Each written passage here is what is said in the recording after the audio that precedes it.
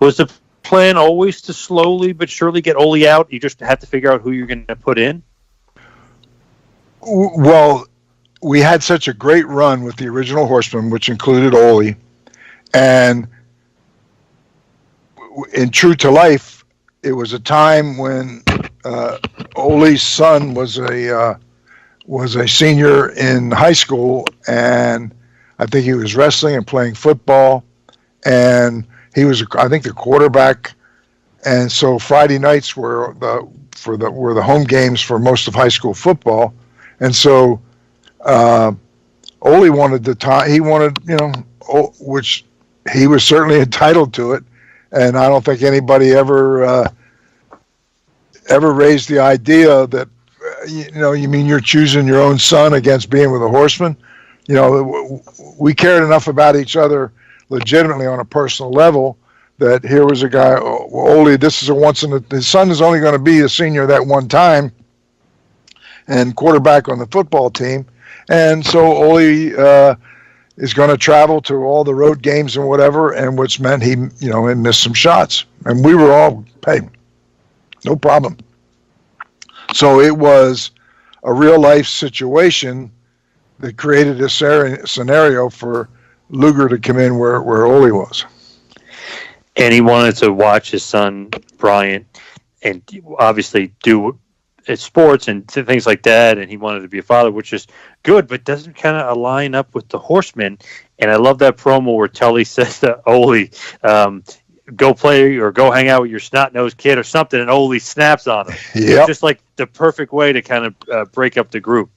Yeah, and it was totally in character for Tully to say something like that.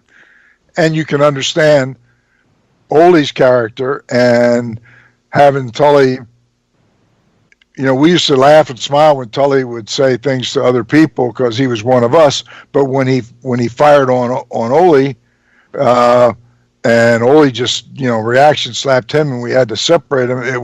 And if I remember right, this happened out of an interview, and the confrontation between the two of them came right at the end as they were about to go off the air, and they went off of the set, and they're over there, and there's chairs and stuff, and there's curtains, and in other words, it was people looking and say, well, wait a minute, they never show off the set right next to it. This is something really has happened here, and that in heightened the impact of what happened.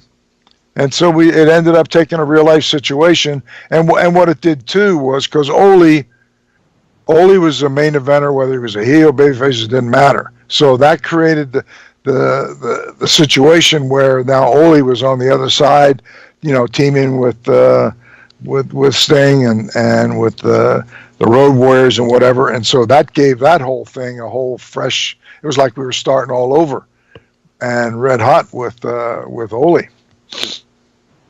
And it was so cool just the way it was done. You're right. It was such realism. It was something. Think about it, man.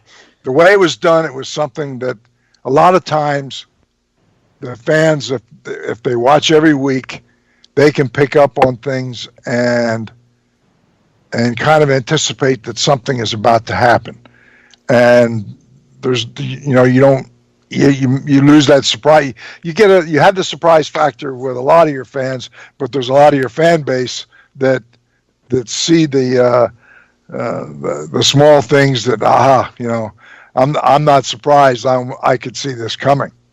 So the thing with Ole, they didn't see that one coming, and that gave it more impact. And as I think back on that time. Thank you for watching the Hannibal TV. Please like this video if you enjoyed it, and click the subscribe button to not miss any of our latest shoot interviews.